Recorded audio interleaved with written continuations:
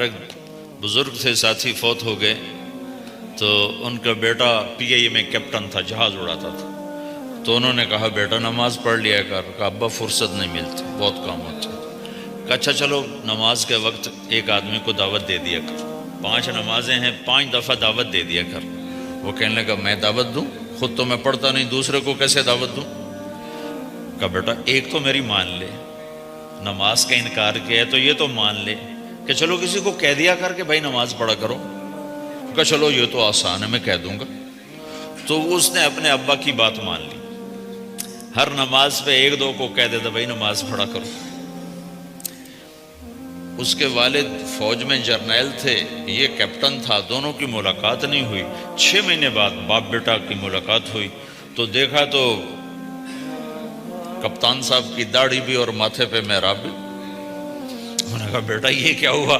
کہا آپ نے مجھے پھنسا دیا. وہ جب میں لوگوں کو کہتا رہا تو میرے اپنے اوپر اثر ہونا شروع ہو گیا کہ میں اپنے آپ کو ملامت کرنے لگا کہ اوروں کو تو کہہ رہا ہے، خود تو پڑھتا نہیں. کہ اس نے مجھے کھڑا کیا اور میں نماز پہ آیا. پھر ایک دن شیو کرنے لگا، شیشے میں کھڑا دیکھ رہا تھا تو میں نے کہا جب اللہ کو سجدہ کر رہا ہوں تو چہرے پہ نبی کی سنت بھی ہونی چاہیے. تو میں نے سیفٹی بھی پھینک دی، میں داڑھی بھی رکھ لی. تو تبلیغ کا کام کرتے رہنا، ہم فرشتے نہیں بن سکتے. ایک دفعہ ایک آدمی نے میرے اوپر بڑی چڑھائی کی، تم تبلیغ والے منافق ہو، کہتے کچھ ہو کرتے کچھ ہو، تمہارے قول اور فعل میں بہت فرق بہت. جب ان کا غصہ اتر گیا تو میں نے ان سے کہا بھائی 100 نمبر تو اللہ نے بھی نہیں مانگے، آپ کیوں مانگتے ہو؟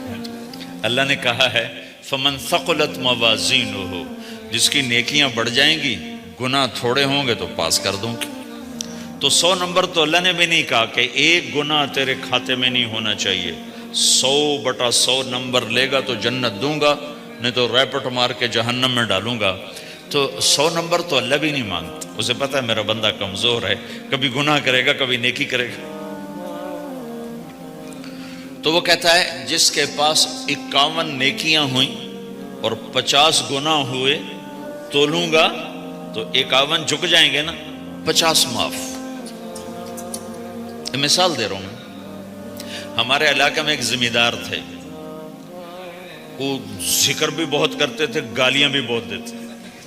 ادھر سبحان اللہ تیرے فلانے، الحمدللہ کے ساتھ ایک پھکڑ تولتے تھے. ساری زندگی وہ ایسا ہی کرتے رہے. جب وہ فوت ہو گئے تو کسی نے ان کو دیکھا تو انہوں نے پوچھا کہ میاں صاحب آپ کے ساتھ کیا ہوا؟ آپ تو گالیاں بہت دیتے تھے. خود ہی انہیں پوچھ رہے آپ تو گالیاں بہت دیتے تھے، تو آپ کے ساتھ کیا ہوا؟ کہ اللہ تعالیٰ نے میرے ذکر اور میری گالیوں کو تولا تو میرا ذکر بڑھ گیا تو میری بخشش ہو گئی. اللہ نے بھی کاؤنٹنگ رکھی ہے، پرفیکشن مانگی ہی نہیں. اگر اللہ پرفیکشن مانگتا تو پھر آپ کہتے تم کرتے کچھ ہو کہتے کچھ ہو.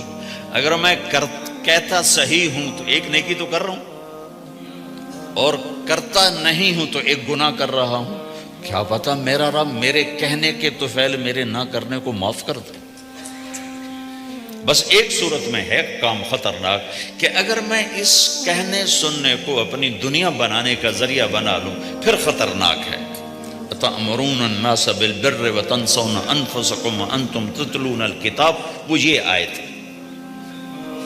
لیکن اگر میرے اندر اخلاص ہے تو پھر میں انسان ہوں، کبھی اچھا کروں گا کبھی برا کروں گا، لیکن میرے ذمہ صدا لگانا ہے. تو بھائیو اس تبلیغ کے کام کو کرتے رہنا. اس سے ایمان بنتا ہے، ایمان سے دین وجود میں آتا ہے. دین کے 2 حصے ہیں، ایک عبادات ہے جس میں نماز سب سے اہم ہے. پھیری پہ ہو گھر پہ ہو نماز نہ چھوڑو.